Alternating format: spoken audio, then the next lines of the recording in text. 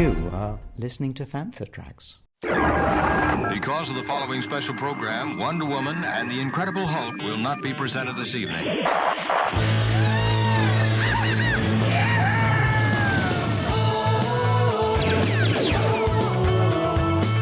got Fantha. It's time to get all your Star Wars news in a single file. That doesn't sound too hard. Boom! This is Making Tracks. This is the way. Here are your hosts, Mark Newbold and Mark Mulcaster. I know these people. They are brutal. Does this look Jedi to you? That's not how the Force works. They'll never see it coming. Count me in. Welcome to episode 224 of Making Tracks, brought to you by those fine folk over at fanthatracks.com. I'm Mark, one of your co-hosts, and if you've not joined us before, then you won't know that I'm always joined by Mr. Mark Newbold. Mark, how you doing, buddy? I'm very well. How are you? I'm good, thanks, buddy. Loads of Star Wars news to get through today. We've got more stuff from Star Wars Fun Day. But first things first, next weekend, May the 25th, Star Wars Day, of course, as we all know. Festival of the Force is back. It's at York. There are 7 guests coming to the show. We have on stage Hugh Spite, Brian Herring, Lynn Robertson-Bruce, Alistair Petrie, Paul Blake, and Guy Henry. There's other folks there as well. Artist Jay Manchandy is there. There's going to be all sorts of dealers and such at the show. I'm very much looking forward to it, especially because I stage hosted a bit at the Newark show earlier in the year. When you get a show coming along like this, Mark, and you're attending, let's say, as a punter, because next weekend you and me are at MCM down in London. Yeah. So we'll be walking and talking and doing a bit of recording as well. So it's a very busy weekend. When you go to a show, are you there to hear the guests talk? Are you going there for autographs? What's your vibe when you're going to a show? When you're I'm on about now out of uniform, it's just Mark, the fan. Yeah. What Mark are you the really Stars looking fan. forward to the show? It tends to be a bit of both, and I'm much more likely to go to a show whereby you can meet the person and then go to a panel. I'm not one really to want to stand there at the autograph desk and talk. I mean, I've done it a couple of times, but that's been at choice opportunities when it's quiet and you know there's nobody waiting. There's nothing worse, because I know I'm an impatient bugger. I don't tend to do like the photo shoots. I tend to just get the autos, get those personalised and that, and then sit down and listen to panel. Yeah, I'm very much the same. It's one of the reasons why, well, I'm obviously looking forward to this because it'll be fun and they're a good bunch of folks and it's a good crowd of guests, but I'm looking forward to Star Fury later in the year as well, Star Fury Invasion, because that being a Star Fury event, very unique type of show, is a 3-day thing where the guests get up on stage. And sometimes they're on stage one day and the next day doing the talk, mostly Q&A with the audience. So it's very loose and very fun. And you actually get to learn, I think, a little bit more about them in that way. So I think it does depend on what kind of stuff they're personally interested in, but also above and beyond that, for me, I think I'm so conditioned now to looking for interviews and looking for content. I'm not mega fussed about photographs. I just like to hear what they've got to say. Yeah. Hi, this is Robert Ems, and you're listening to Fantha Tracks. So one of the highlights of Andor, especially Andor Season 2, was Elizabeth Dulau. She played Kleya Marki, a character that started off as an important character and ended up an absolutely integral character. She was speaking with Entertainment Weekly about the character, giving a little bit of background that we learnt when we saw April Woods playing the younger version of the character. She had a couple of things to say. She said, I love a backstory. Who doesn't? Even if I'm not given one, I'll invent one to help flesh out a character. So it really helped me do that, really, because I think I avoided doing that entirely on Season 1 because I didn't want to make choices based off of that. That would be problems later down the line. So I finally got to really invest in all of that stuff. She goes on to discuss the character, the background, the fact that Luthen pulls a young Kleya away from her world. And so Elizabeth, the older actress, is kind of daydreaming about this previous life. It's a really interesting little look at how an actor would look for a motivation in what they're doing. And also the fact that this actress who's basically just stepped out of RADA goes straight into a role opposite Stellan Skarsgård and really does go toe-to-toe to the point that Tony Gilroy writes more stuff for her because he's thinking, we've found an absolute gem here. I think it's fascinating that you can get an actress who can just come out unpolished, essentially, unfamiliar to the real workings of the TV world, especially a production as high as this. You're putting her up there with Ben Mendelsohn and Genevieve O'Reilly and Stellan Skarsgård and Diego Luna and all the other heavyweight actors that are in and around Andor, and she's right up there with the very best of them. One thing that's probably helped is that Tony Gilroy has expanded the role after season 1. If you were to say you're going to get an episode about Kleya in season 2 after we just finished watching season 1, I'd be like, really? But it was such an organic expansion of a role that it feels like Elizabeth and ourselves kind of grew into it and grew into that kind of role. So when we get her episode, you can just kind of like, this is awesome. And it was just fantastic to see that, yes, she's not just your horror of aloof and spider's web, as it were. She's a proper operative. She's badass. I mean, she gave that stormtrooper a headshot like as she's just walking, and she's just carrying what basically looked like a police positive 38 revolver. That's what it kind of looked like. So those things aren't particularly accurate. So the fact that she got a headshot in, I was like well impressed with that. So it was one of those kind of characters that they left it kind of vague, the relationship, up to the point that it really made emotional sense to kind of read into that. I would love a Kleya Luthen story. I think anything where we can expand those two characters will be fantastic. Absolutely. And I think one of the strengths of Andor, and I know we spoke about this in Reaction Chat, we're going to speak it again on the Wash-Up episode later in the week, but one of the strengths of Andor isn't just that your top line, I didn't mention Forrest Whitaker, I didn't mention Benjamin Bratt, I didn't mention Robert Ems. There's big, heavy names, and there's more than that, in and around Star Wars and specifically Andor, that an actress can come through or an actor can come through and be right in that mix. It's weird when you go back to the original Star Wars, which, of course, this is running right up towards, because Rogue One butts into A New Hope, so we're right in that wheelhouse. And you think that Lucas wanted unknown actors. If you were a soap fan, you knew who Mark Hamill was in the 70s in the States. Harrison Ford had been one of those background guys in a few things and maybe a familiar face, but not so much. And almost Ford at that point was just about growing into his features, if that makes sense. The younger Harrison Ford doesn't strike you as an instant Hollywood heartthrob. He grew into that. Some people mature at different points. Carrie Fisher was Hollywood royalty, so she was known, but for different reasons. It was Alec Guinness and Peter Cushing that were the big names in Star Wars. And now it's very refreshing, given that a lot of big names tend to come in and around Star Wars. Rosario Dawson's been around forever, and there's people like that in and around the saga, that when somebody like Elizabeth comes through, it's so in the spirit of what Lucas wanted back in the day, but feels completely refreshing. She's one of ours now. Sorry, Elizabeth, you're stuck with us now. So we're going to watch whatever she does, to paraphrase Palpatine, with great interest. I can't speak to acting, but if it's anything like when you play with better musicians, your own game gets improved. With Andor, we've had such a great addition to the saga, such a great block of storytelling, and it really is taking you right up to the moment when Luke pushes that button on the trench run and the torpedo goes down. Yeah. It's everything that gets you to there. And I think one of the treats of Andor, and again, I'm sure we will talk more about this as the weeks go on, is how every character that we've seen, to varying degrees, but none less important than the others, Brasso is tremendously important in keeping Cassian's head on his shoulders. Even though Brasso doesn't overtly do anything other than kick off at Marva's funeral, which instigates Rick's Road, and tries to get out of the way on Mina Rao and protect his friends, he's hugely important in the life of Cassian.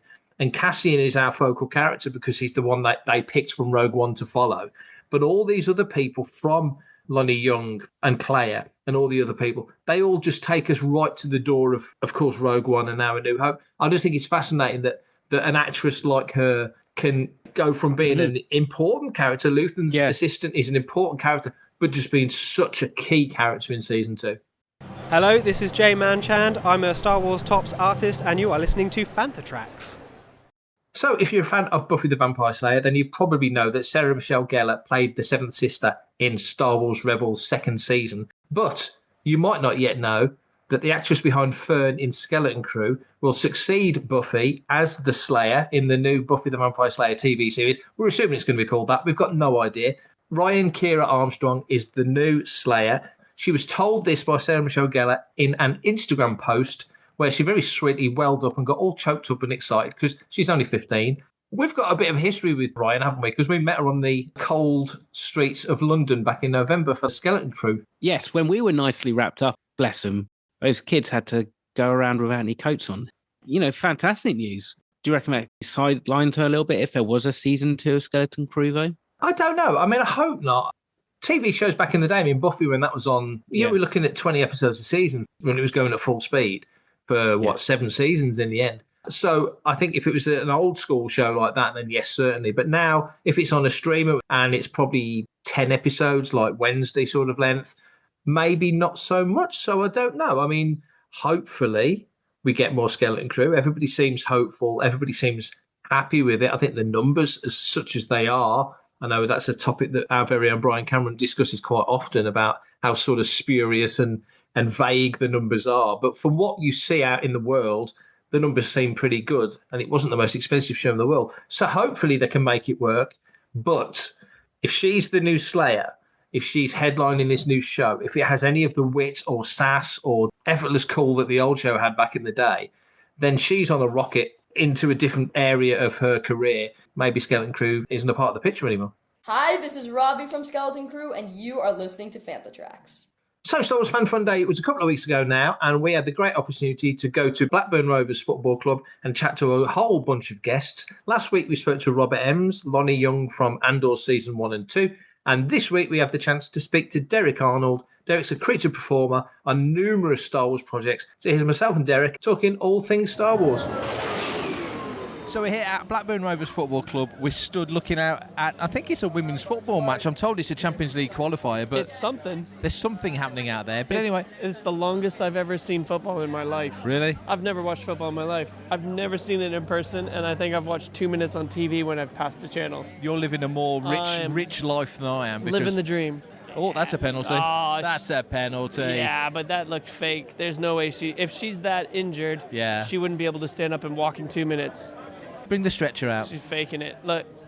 Yeah, anyway, she's working it. She's working it. Anyway, I could hire her. She is really good at acting. That's a good point, actually. That's a very good point. How are you? Yeah, good, man. Yeah, I'm hanging in.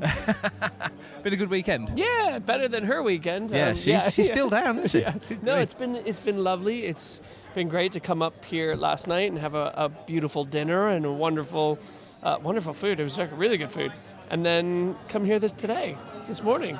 And then now we're almost done, which is really, it's gone by in a blink. It's been really fast. It does. I kind of love it that it's gone quickly because it means you're having a good time, and I hate it because it's gone so quickly. And it is quite nice. Like most conventions are 2 days, some 3. Yeah. So just to come up and do it in 1 day is actually a bit like, yeah. You get it done, and then you're sort of like, you get to then just think about it afterwards. But yeah, I'm loving it. Yeah, it's been good. Do you enjoy the opportunity to chit-chat with fans? And as I've been walking up and down, you've been talking to folks all day.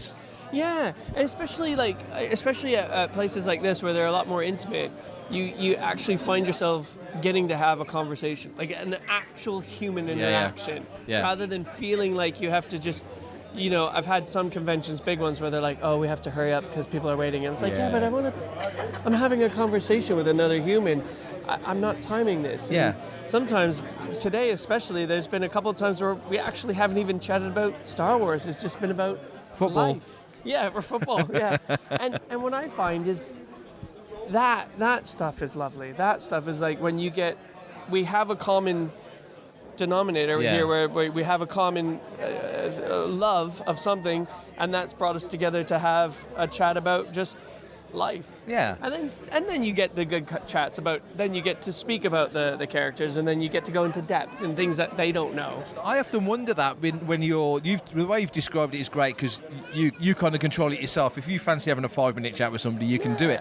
But at certain conventions when they're ripping people through at like light speed, and you just said, you might be talking to somebody about one of your characters from Solo or Power or somebody like that, and the penny might drop for you and go, I've never thought of that before. Yeah. And there's the guy that made the penny drop right in front of you, but they're rushing him on. It's nice to be able to talk, isn't it? Yeah, exactly. And I think that's more valuable to me than to just rip through the signatures. That's why I don't think I do many of the big cons. I get angry.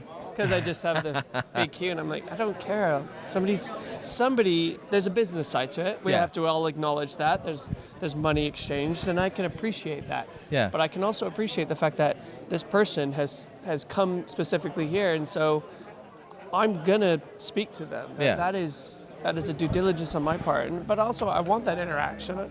I like to get to know people. Yeah. I don't have many friends. I mean, my only friends are Tom Wilton, and he's not really a good friend. No. He's not. He's annoying. Questionable character. He's annoying at the best of times. Yeah. So I don't get to talk to people because I'm always working. So it's lovely to come into. My wife doesn't want to talk about Star Wars. No. Yeah. I hear you. Yeah. So it's nice and to she talk has to people. So Yeah. I guess though, when there's certain events like this are very sociable, it's a fun. Star Wars Fan Fun Day is known for being a family event, a chilled out event, and then there's other events where you might be, I don't know, up on stage talking about what you do in your role, and they're kind of two separate things. So do you enjoy that as well? Yeah, I do enjoy. I really enjoy the big Q&As, like the big chats about the stage, because the questions people ask you at the table are really lovely and they're quite intimate, but then you can get into sometimes broader detail with you do a big Q&A, and sometimes it's a knock-on effect. Somebody in the audience might ask a question, which then triggers another question and another question, which gets the ball rolling a bit more. So it can be more energetic because there's more people involved and different points of views. So I always love the big sitting on the stage and the Q&As. And it's also because I'm not usually the only one there. There's other people to talk, because I get bored of hearing my own voice. I suppose what you do then, the role that you've got with the Creature Shop and working with Neil and everything else that you do, it's, to me as an outsider, it feels like it must be such a collaborative process. Yeah. But by the same token, you still need somebody at the head of it directing traffic. So do you see both sides of that? Yeah. So that was a big sort of ethos when we started to develop this a couple of years ago. It was to bring a performance coordinator on set. What we found, me and Tom, when we've been working on other films, is we needed a point person on set that the ADs and the directors look to. They need continuity. They need to know that's the person I speak to, rather than these 10 random people in front of me. And taking that into Star Wars, when it is such a big undertaking with many, many characters in one scene, having that point person there and keeping that through line and that guidance, you really find that the directors then start to lean on you. It was a big thing in Acolyte. Leslie, like me and Leslie had many conversations in pre-production and even on set. Like I would always be by the director's tent and Leslie's going, is this good? Can we do this? Yeah. And the little things like going, well, actually, if you looked at the character from this angle, it sort of cheats that and hides that, because shooting on creatures and shooting on puppets is really technical. Yeah. And if you don't fully understand the technical aspects, you can be searching for something that you don't really know where the cheat is. But if you have somebody there who knows the cheats, it's just time efficiency. So when in a Star Wars project, for example, I know Jurassic and all the other stuff, but in a Star Wars project, when there's so many moving parts, but then the tech's moving forward all the time and the process is moving forward all the time, does your role remain? You say you've been doing this like 18 months, this particular way of doing it. Do you think you'll still be doing it the same way in 18 months' time? Do you think it'll finesse and change, or techniques will change, the requirements will change? Or do you think it's become a new role that's kind of embedded in there? Yeah, so the position I have is new, and it's a nice introduction to the industry, and I think people embrace it. The technology is always changing. The technology is changing every 5 months, but the execution is always the same. Yeah. And the consistency about keeping it a point person, that's the key. As long as they know there's somebody there, regardless of the technique or the technology or how you do it, the methodology, because every puppet is bespoke. Yeah. Every creature is bespoke. The methodology is always different. You just need to know that. So I always say to the director or the ADs, I'm the guy that lets you not think. Yeah. You don't have to do any of the thinking. You just have to know what you want, and I'll figure it out. Yeah. Like, we'll work with the team to figure out how you're going to get what you want. You don't have to worry about any of that. And that's what we do in the process of building it and prepping it. Is Neil will sit down with the team, and then we'll sit down with the mechies and the fabricators and the hair department and go, how are we doing this? Like, we need to understand how we do this, because a lot of times we go in and going, I don't know what we're doing. Yeah. I don't know how we're going to do this. Yeah, and then we just find it. It's just a sort of this, it's always been the process, and you don't want to reinvent the wheel on that, because you'll lose yourself. That's interesting the way you word that, because you sit between production, you sit between performance as somebody that's done it yourself. So you're a cornerstone in a way, in that there's probably 3 or 4 different things feeding into you to sort of filter it back out again. I think that's the brilliance of our workshop, is that you have the concept designers and the mechies, and they have a way of thinking. Yeah. And their minds are thinking, let's build it. And then I'm always the guy that they hate to see walk down the workshop, because I go, well, that's great, but we need to do this and this and this to get the performance out of it. And they're like, okay, yeah. And then I might have an idea to go, oh, we need to do this, but a fabricator might step in and go, well, you can, but you can't, because we have to do this. So I think that's the beautiful amalgamation, is a lot of times on productions that are outside of the creature shop that we work at, they build us stuff and we get to set and we have to work it. And you're going, oh, if I was only a bit of the process, if I was a part of that process, we could have navigated that better. And Neil is an advocate for just pre-production.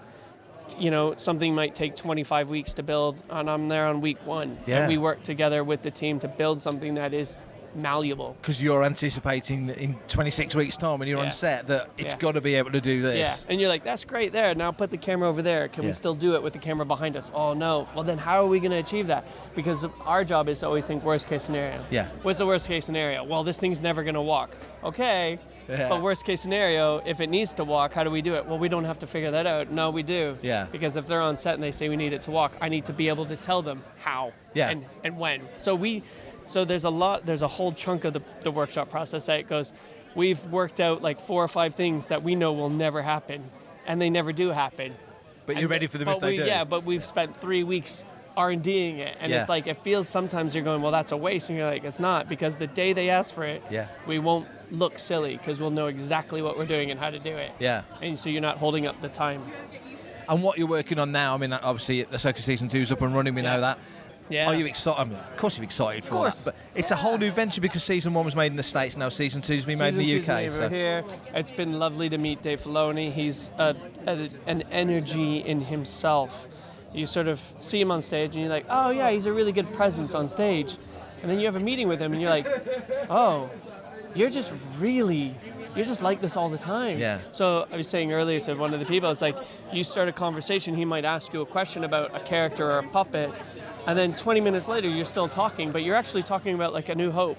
Yeah. Nothing to do with what we're talking about, because Dave just loves talking about puppets and Star Wars and characters and backstories and reasons why. And, and you're going, oh yeah, and that conversation deviates, and then his first AD's like going, come on guys, we're not talking about anything anymore. That must give you then, as part of the production, such a confidence in that the guy that's steering the ship will happily wander off into the granular weeds and talk about these things. Because it's layered. You know the foundation and the structure, that the idea he's bringing forth to whatever character you're talking about has evidence of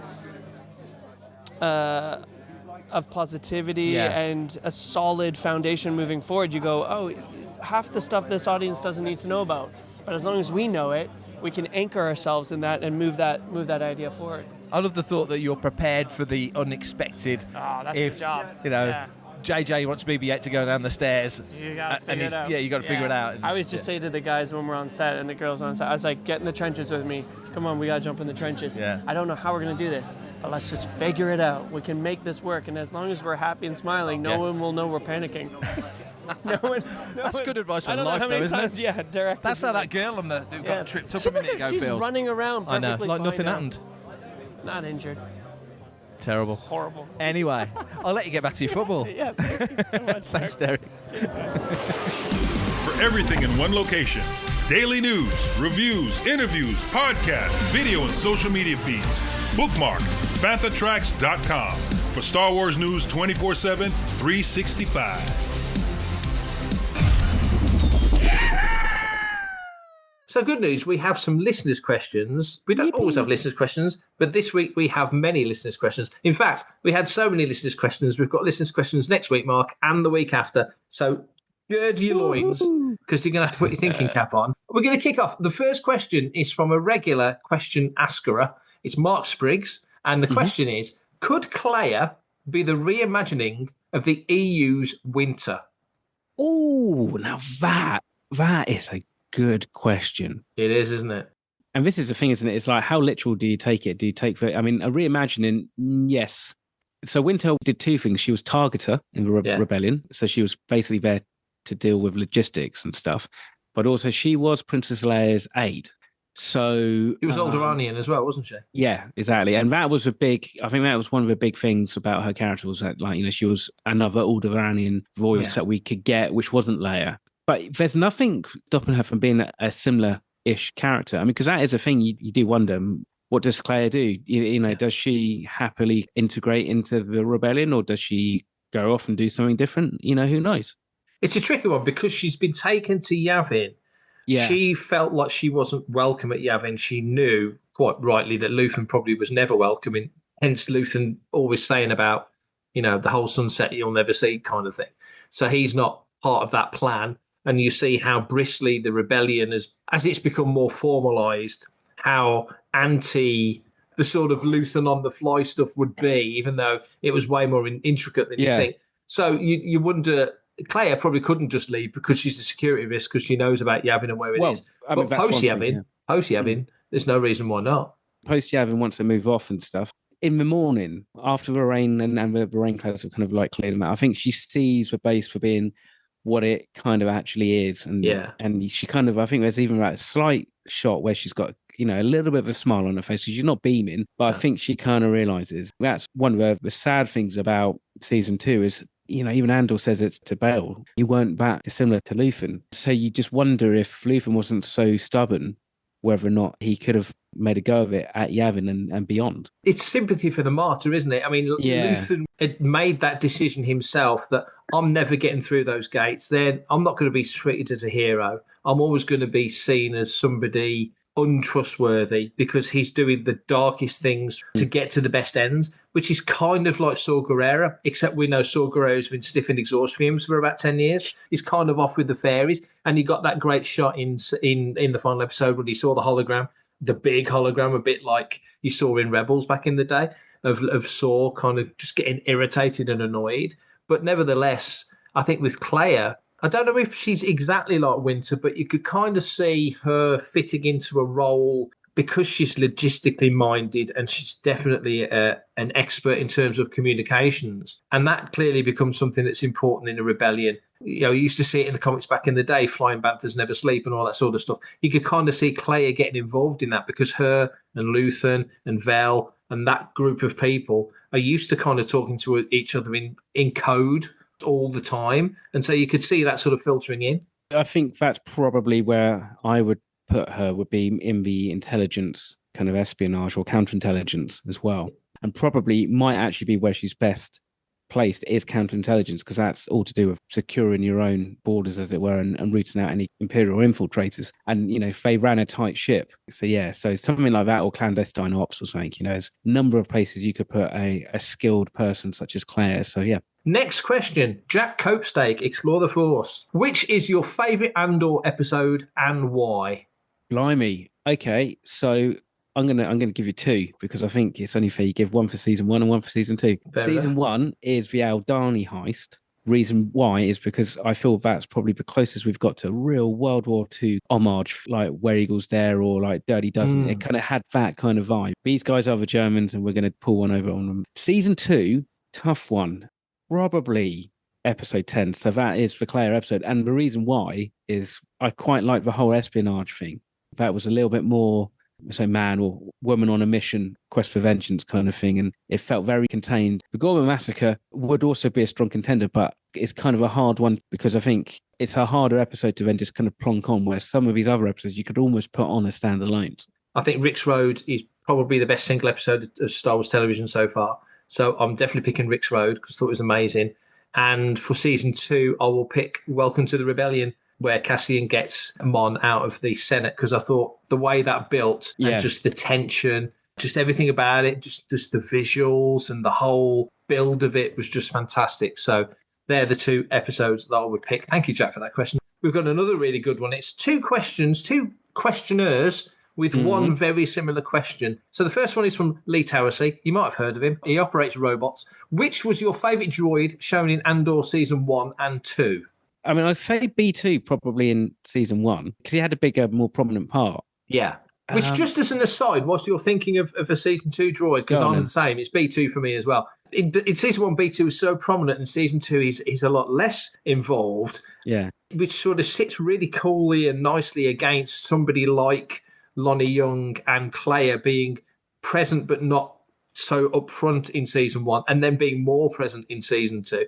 I like the light and shade of that, the fact that some characters are more prominent at different times than others. I haven't felt the need to kind of just shoehorn him in a little bit of extra droid cuteness and stuff. Absolutely. Oh, season 2 droids. I tell you what, I think I quite like those cam droids on Gorman. You know, the reporter kind of thing. That's a good shout. Because I think some of those were practical. So they were actually there, as opposed to when we see them in like the prequels, they're like CGI and that. Yeah. So I don't know whether or not they were practical, as in like they had drone elements and they were actually hovering, or if they were some kind of like arm which was kind of painted out. But I thought they were kind of cool. Probably neither droids he worked on. Sorry. I totally agree with you on B2 for season 1, because I think just the design of the little guy is just fantastic. And it's always cute when you see him. And also, I liked his little yellow friend that you see in the final episode on Mina Rao. But that was cool. The fact Wally-esque. Totally, and it was very much like Dio and BB-8. Like droid buddies, as opposed to sort of droid grudgingly accepting the other one with R2 and 3PO. Counterparts. That's it. Season 2, K2 was just so well done. K2SO was so well done, because the performance, the look of him, and everything else was just so fully in step with Rogue One. But the thing I really liked about K2 and just the KX droids in general in season 2 of Andor was when they come stomping in like Terminators. They were terrifying. You had that one shot in Mando when you saw the destruction of Mandalore, and you saw them walking over the fields with the probe droids above them. That was an imposing sight. That was very Terminator, wasn't it? Yeah. Mega Terminator. Yeah. But to see him in this, kicking people, throwing people, snapping people in half, ISB Officer Hart just being picked up like a rag doll whilst they're blasting shots into him. It's hard to look beyond K2. He was fantastic. It is. And the reason why I didn't pick K2, other than to give you an easy pick, on some levels it's like there's droids, and then I think K2 is probably much more a character than just a droid and that. You know, Lee can completely correct me. Hopefully, if we get him on the show, he can totally correct me. But there didn't seem to be as many droids in season 2 that seemed in your face. I think there's quite a few on Yavin, but I didn't notice. I think that's the thing. Didn't notice them so much in Coruscant. Definitely there's definitely plenty of droids rolling around, but like you say, they're not in your face as they might have been in the past. The second question is from Marsha Parkins, Tops Artist, and the question is: there are so many droid style characters in the franchise now, from B2 to K2SO, R2, Chopper, etc. So this is the broadest sense of all of Star Wars. Which is your favourite droid? I can answer if I was Brian Cameron, that'd be the one that's just been destroyed. But my own personal favourite. Wow. I've never really given it that much thought. I just generally like droids. I think they're all pretty cool. Same. Really. Especially I'm going to throw one out there whilst you're thinking. I'm going to say L3. I think L3 was brilliant. Yeah, I think the only one who did was Lando. Yeah. They interfaced. They did indeed. The classic R2 Astromechs are my favourite design, but closely followed by R5. And I really appreciate how R5 has become like a character in the Mandalorian era, and he hasn't just been blown off into obscurity. I think that is quite a genius stroke of creative writing there. Next question from somebody you just mentioned, from Brian Cameron.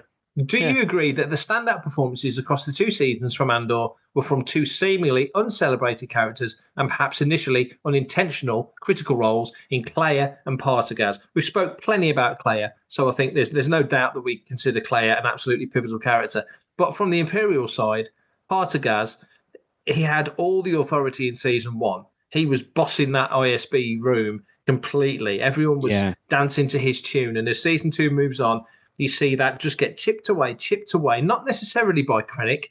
You realise that Krennic and Partagaz were clearly old friends when you knew it was completely going the wrong way for Partagaz at the end. But nevertheless, his character was definitely a very important character. Partagaz definitely, you could see, but I think things were just kind of slipping through his grasp a little bit. And it kind of comes back to kind of what Luthen says about the rebellion. It's flown. It's no longer in Coruscant. Yeah. And so obviously, the further away it is and the more widespread it is, the harder for the ISB to keep control of it. When it's one guy pulling the strings on Coruscant, makes it a little bit easier.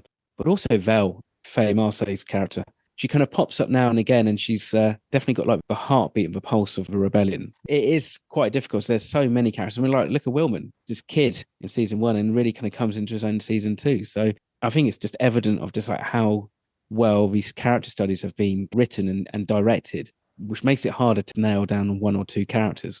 Next question from Hassan Aslam, who I saw in Japan. Hello, Hass. Do you think the monumental success of Andor will pave the way for more adult-themed productions, or do you think it is in a class of its own and should remain that way? So do you expect or anticipate more high-end, I'm not saying quality in terms of Star Wars not being quality, but you know what I'm getting at, the high-end Prestige. drama stuff. Prestige show. Yeah. Yeah. Do you think there'll be more attempts to pitch at that, or do you think maybe we'll just keep mixing it up?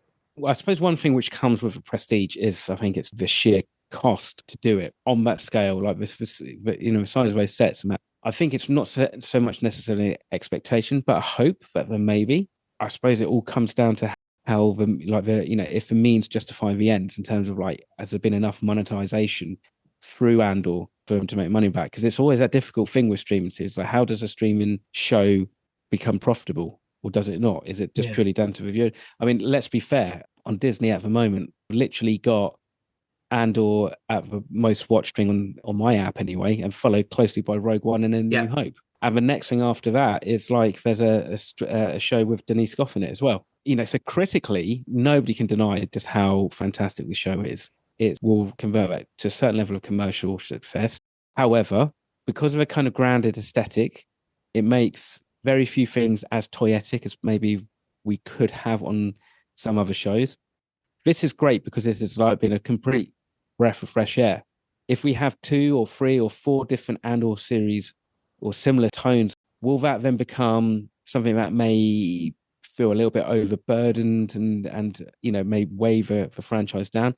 So maybe it needs to be, I don't know, something else in a similar vein. And the problem is, we know what will happen. Kathleen Kennedy is literally going to go, oh, this is going to be similar to Andor. And they're going to use that as a comparison. If you do, then you're definitely on a hide into nothing, I think. Yeah, it's a tricky one. I think doing 2 seasons of Andor, even though at the moment we would all love to know that there was a 3rd, 4th and 5th season of Andor, given how strong season 2 was, but it might have felt like they were stretching it too long. You might have felt like it needed a bit of an injection of pace added to it at some point. But now, as you say, because it works so well with the political side of it and with the peril, and we all know about the Death Star and what it's building to, maybe if they consider something building towards the 2nd Death Star, but again, it's a prequel. We know the end destination of that whole storyline. And could you do it for something that is leading to an unknown point?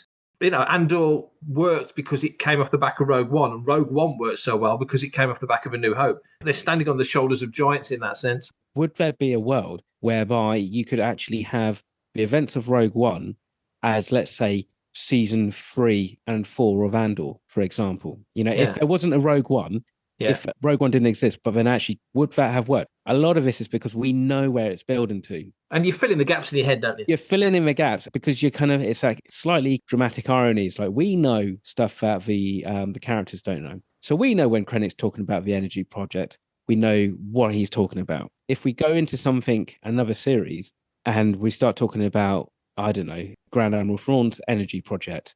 Now, we know as Star Wars fans, well, that will probably mean, but actually, if it's something completely different, does it increase attention or does it actually not have... It could frustrate. It could frustrate. Exactly. There's a part of me, and this is ironic speaking about it in Star Wars, is like, sometimes things are just best left being their own thing. It's kind of good that they haven't tried to do a Rogue One in between Empire and Jedi, for example, and just left it as a single standalone thing. And maybe that's what it needs to be, at least for now. And then maybe in 5 years' time or something, or 10 years' time, when we've had more films, when there's another potential opening for a show like this, other than maybe after Return of Jedi, when you've got the New Republic, you've got the rise of the First Order, you could possibly fit something like that in there as well. But it might just feel a little bit too similar. And we're, like I said, I think we'll just be constantly comparing it to Andor. I'm Gareth Edwards, and you're listening to Fantha Tracks. Next question, Mark Tidridge. Is Star Wars better when the Force has an air of mystery about it and the Jedi and the Sith are only a small part of the story? I think he's pretty much definitely referring to Andor and Rogue One. So do you think it's better? Do you think it's more grounded? Clearly it's more grounded, but what do you prefer? For me, anyway, it's always been the case, the more you try and define the Force, I think the more it falls apart. And I think that was why it was such a stroke of genius with the vagaries of the OT. And whilst I understand why we kind of define it and we start to include midichlorians and stuff in the prequels, you start to lose a mystery. And it's like the whole thing, isn't it, with, some characters don't need backstories because actually by giving them a backstory, you lose part of the appeal. Boba Fett. Like Boba Fett, exactly. with the Force, sometimes I think it's just nice and refreshing to watch a Star Wars show or film and not have to rely on the Force as being the Deus Ex Machina, the thing that kind of gets us through and wins a day, and actually just comes down to true grit and determination, blood, sweat and tears. And I think if we're going to enter this era of a more democratized Force using, and anybody's got the Force and it's not just tied to like a legacy, I think it could get a little bit samey very quickly. But I think it was nice that it was Bail Organa, who I think out of anybody on Andor season 2 would be the right person to kind of say, may the Force be with you. So I'm kind of glad that was in there. That's kind of a nice bit of connective writing there. We've had 2 seasons with Andor, very grounded, even to the point of, shooting Coruscant on the streets of the Barbican and making it concrete and solid and very real and very gritty and grimy. And then throwing in fantastical elements at certain points, like stuff happening over Aldhani every however many years that was. And just adding elements that just remind you every now and again, oh, yeah, we are in Star Wars. Every time we jump to hyperspace, it's like, wow, yeah. But then going back to an earlier question, do we have more adult productions or do we still mix it up?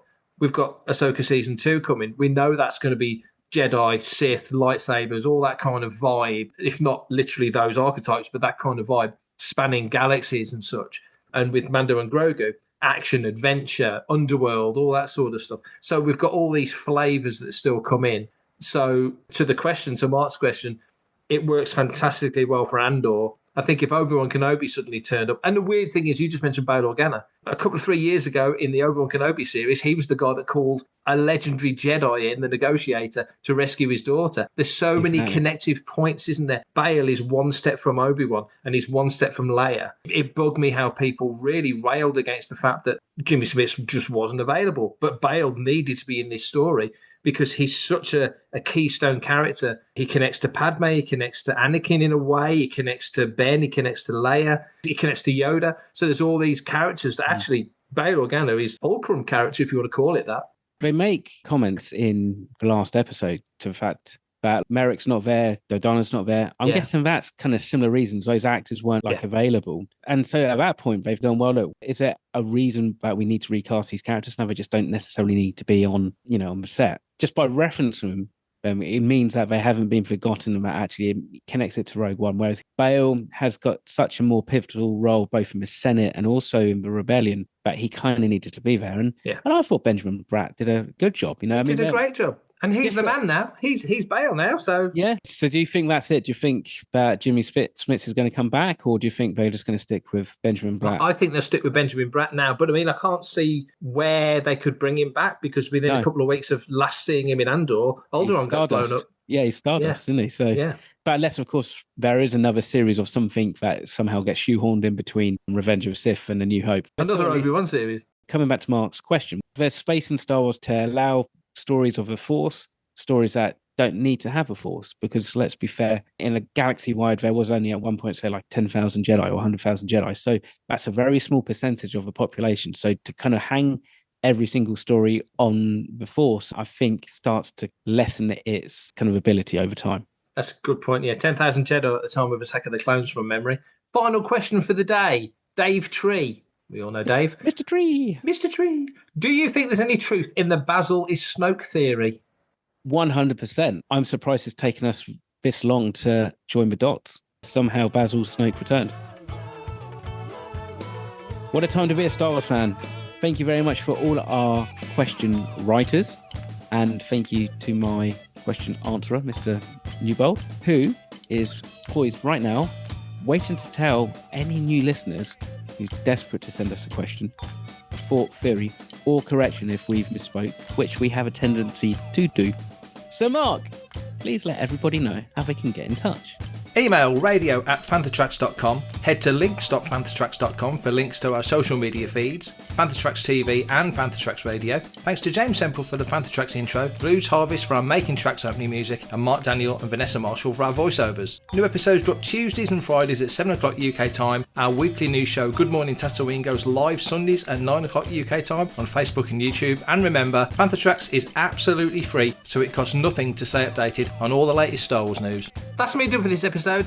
We'll be back in the week. We have a reaction chat with Joe from Rule the Galaxy. Very much looking forward to the three of us chewing over season 2 of Andor. Next weekend, you and me will be at MCM London, having a mooch around and going to what's left of the Bad Batch panel. And on Sunday, I shall be stage hosting at Festival of the Force in York. So we've got a busy old week coming up. There's stuff on Fantha Tracks TV as well. Don't forget Good Morning Tatooine, 9 o'clock on Sundays with Paul and Brian, and loads of other stuff as well.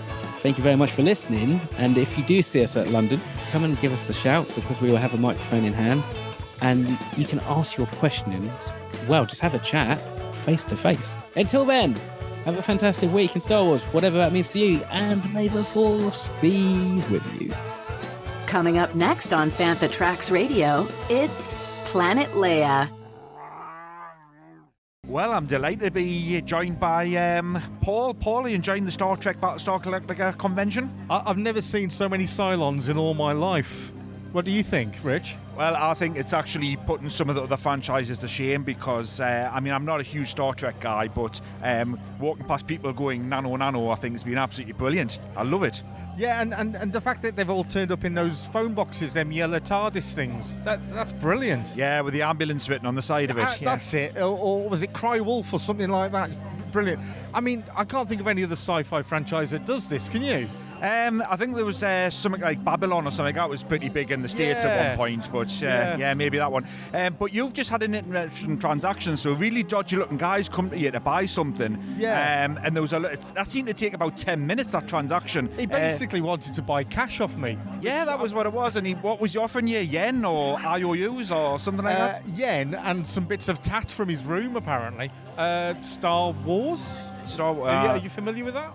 I think it was like big when me parents were young, but that was a long time ago now. Is that thing that you saw it on VHS and Betamax now and again? That's it. Something like May the Schwartz Be With You, I think, or something like that. That's the one. Now, I'm loving this Doctor Who theme tune music that's coming over.